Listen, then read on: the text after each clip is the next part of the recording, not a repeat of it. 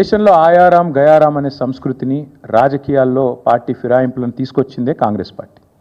ఆయారాం గయారాం అని స్టార్ట్ చేసింది హర్యానాలో ఇందిరాగాంధీ. ఆడికెళ్ళి ఇప్పటిదాకా 2004లో మాతో పాటు కలిసి పోటీ చేశారు వీళ్ళు, ఇదే కాంగ్రెస్ వాళ్ళు. పోటీ చేస్తే 26 మంది మేము గెలిచినాం.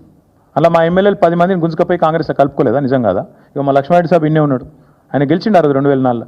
మాతో పాటు 26 మంది గెలిస్తే అసలు పార్టీ ఫిరాయింపుల సంస్కృతికి తెలంగాణలో బీజం వేసింది ఎవడండి? కాంగ్రెస్ వాడు కాదా? వాళ్ళు తీసుకున్నదే వాళ్ళు. మరి ఇప్పుడు నీవు నేర్పిన విద్య నీరజాక్ష అన్నట్టు మొన్న కూడా మళ్ళీ 10 మందిని తీసుకున్నారు కదా. ఇప్పుడు పాపం వాళ్ళు ఎక్కడున్నారో వాళ్ళకి ఎదులో త్రిశంకు స్వర్గంలో కడియం శ్రీయర్ నడితే ఏ పార్టీలు ఉన్నాయంటే నాకేం తెలుసు అంటుండు. 10 మంది ఉన్నారు, ఏ పార్టీలు ఉన్నాయో ఎవడు చెప్పలేడు. పాపం వాళ్ళ బతుకంత ఘోరంగా అయిపోయింది అలా అధ్వానంగా.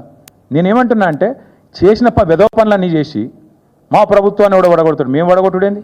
ఎప్పుడో బంగ్లాదేశ్ లెక్క తిరుగుబాటు వచ్చి ప్రజలకు తాను నిలగొట్టి నిలగొడతారు మిమ్మల్ని. ఎందుకంటే మీరు చేసే లుచ్చ పనులకు ప్రజలకు కోపం వచ్చిందనుకో, రోడ్డు ఎక్కినరు అనుకో, వాళ్ళ ఆగ్రహం తట్టుకోలేకపోతే ఎవడేం చేస్తాడు దానికి? మీ ప్రభుత్వాన్ని కూలగొట్టాల్సిన ప్రభాకర్ రెడ్డి చెప్పింది అక్షర సత్యం. ప్రభాకర్ రెడ్డి కరెక్ట్గా చెప్పిండు. ఏం చెప్పిండు? ప్రజలు మా దగ్గరకు వచ్చి ఆక్రోషిస్తున్నారని చెప్పిండు. ఏమన్నాడు? అన్న మేము తిరుగుతున్నప్పుడు వచ్చిన వాళ్ళు వచ్చి అంటారు ఎన్ని రోజులు భరించాలి దరిద్రాన్ని, ఎత్తవతల వాడే రాదుండ్రన్నా అంటున్నారు. మేము చేస్తామని చెప్పలేదు కదా, ప్రజలు చెప్తున్నారు, ఇట్లా అంటున్నారు. కొంతమంది అయితే మేము పైసలు కూడా చందాలు వేసుకొని ఇస్తాం రాబోయ్, వీళ్ళు కులగొట్టు రూకే లొల్లిందని అంటున్నారని కూడా చెప్పిండు. ఎస్, మాతో కూడా అంటున్నారు, కానీ మేము కులగొడతామని చెప్తలేం.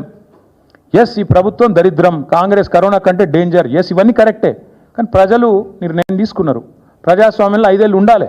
నిర్ణయం తీసుకుంటే ప్రజలకు కూడా తెలియాలి. You can make choices but you are not free from the consequences of your choices. నేను ఎందుకు చెప్తున్నా అంటే ఒక నిర్ణయం ప్రజలు తీసుకున్నారు, తీసుకున్న తర్వాత కాంగ్రెస్ అధికారంలో ఉంది. నేనైతే మనస్ఫూర్తిగా కోరుకుంటున్నా కాంగ్రెస్ 5 ఏళ్ళు ఉండాలి, రేవంత్ రెడ్డే ఉండాలి 5 ఏళ్ళు. ఎందుకంటే మళ్ళీ 20 ఏళ్ళ తర్వాత ఎవడు కాంగ్రెస్ కోటేయడు. ఇది నా వ్యక్తిగత అభిప్రాయం. కాబట్టి మాకు ఈ దిక్కుమాలిన ప్రభుత్వాన్ని కూలగొట్టే ఆలోచన కానీ ఎజెండా కానీ కర్మ కానీ మాకు లేదు. అవసరమైతే సందర్భం వస్తే ప్రజలే రోడెక్కుతారు, తొక్కి అవతల వాడేస్తారు. ఇంతకంటే పెద్ద పెద్ద నియంత్రణలే కొట్టుకపోయినారు. Thank you.